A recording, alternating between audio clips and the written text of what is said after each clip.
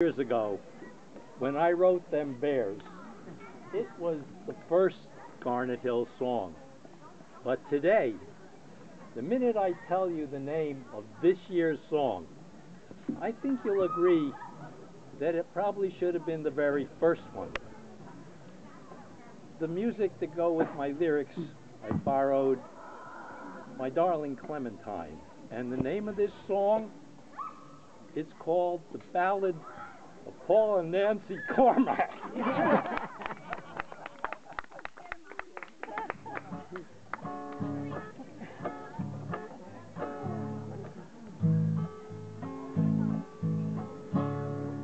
I'm glad to bring you this song. I'll sing you of a pair to celebrate. To some their history is a mystery, and one I can't wait to relate. 'Cause if it wasn't for that couple, there simply isn't any way that this grand group of friends and neighbors would be gathered here today. On the 14th of December, back in 1929, in Niagara Falls, in New York State, Paul Cormack's light began to shine. Then in Omaha, Nebraska, about 1,000 miles away, in 1936, March 31st, was Nancy Anderson's birthday.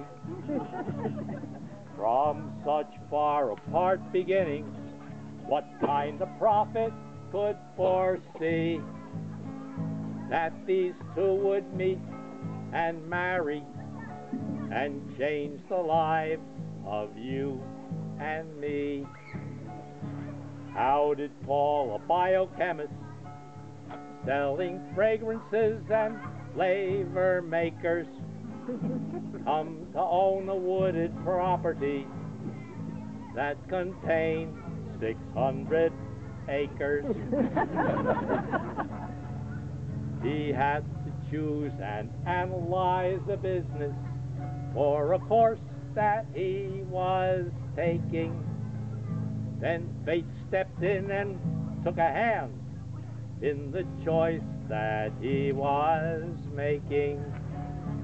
For out of countless possibilities, he picked a log house in forest land that took in guests and sold folks meals, and sure could use a guiding hand. The Cormacks knew great things to do with that house and lovely sylvan space, so they made a life decision and went out and bought the place. Turns out the first great things to do for Paul on many a night were using blowtorch and hair dryer to thaw pipes that were frozen tight. They got their Garnet Hill Lodge open 42 long years ago. Nancy ran its splendid kitchen while helping 3 young kids to grow. And here's a gift that Nancy gave us, one of many on her part. She taught making pies to Mary Jane, who turned them into pastry works of art.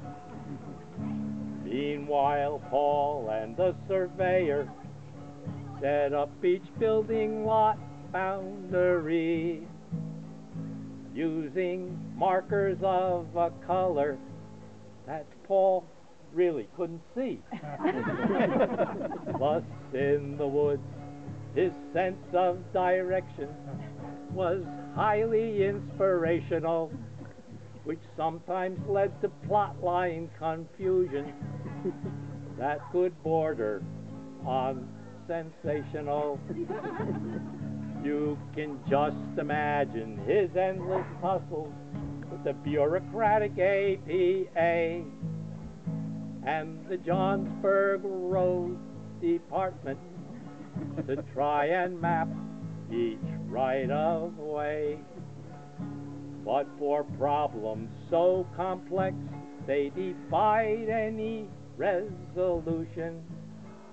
Somehow Paul would solve them all with thoughtful, simple, neat solutions.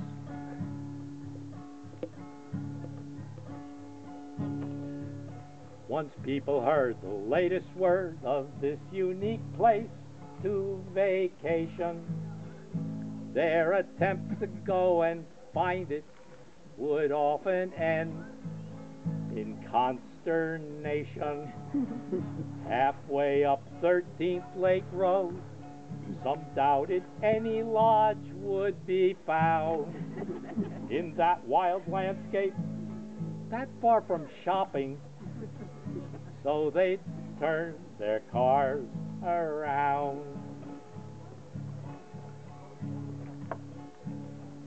Winter guests who finally found us often cooled their wine bottles in the snow.